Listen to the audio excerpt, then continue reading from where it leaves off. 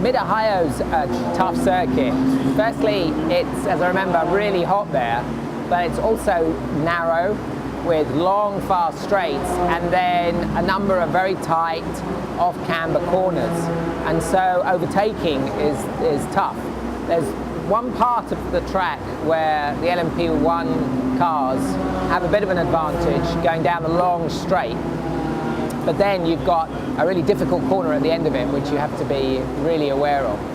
I actually like Mid-Ohio a lot. It's a pretty exciting circuit. You've got a lot of elevation change, a good mix of fast and slow speed corners.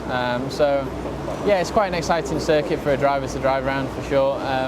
Obviously it's new for me this year, going back in the P1 car, so that's going to be exciting. I think it's been nice coming back to the American Le Mans Series this year, having had experience in the GT car, and then coming over and kind of getting a sense of what it might be like in the P1 car. It's always kind of, you know, a lot quicker obviously, but everything kind of makes sense. It's nice to have that bit of and not come to a circuit blind like we were in 2008. So no, I'm really looking forward to it. I think the weather's going to be hot again, but we thought that here and we're sitting here in the pouring rain, so who knows.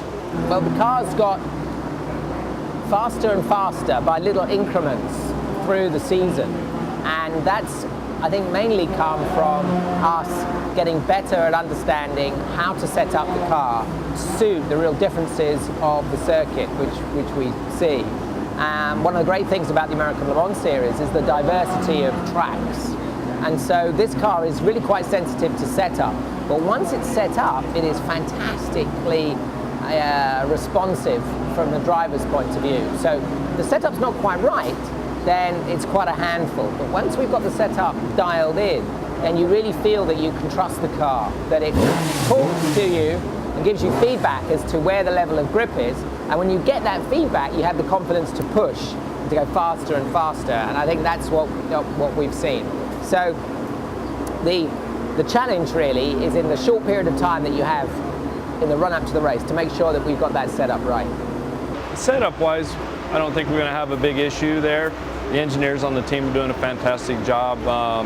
Paul and Johnny both love that kind of track, you know, so I think it's going to really suit our style quite a lot. Le Mans was a big learning experience for us. It's what we chalked that one up to, and yeah, we're learning stuff every day. You know, I only knew everything when I was 18, so it's more important now after I know it all what we're learning. So, yeah, it's we're starting to get the car sorted. At Salt Lake, we ran really well. Johnny really liked the car. It's comfortable for him to drive. And that's the idea, just get a car that the drivers are comfortable in and they'll go fast. It's going to be, I think, an absolutely intense experience racing there in an LMP car because they're so fast. And it's another one of those great American circuits which is built into the landscape. So you really feel the physicality of the car around Mid-Ohio. When I raced there last 2 years ago in the Aston, we had a good race, but we had lots of drama. I don't know if you remember, we had the air conditioning stop in the car, and so Johnny and I were absolutely frying inside the car.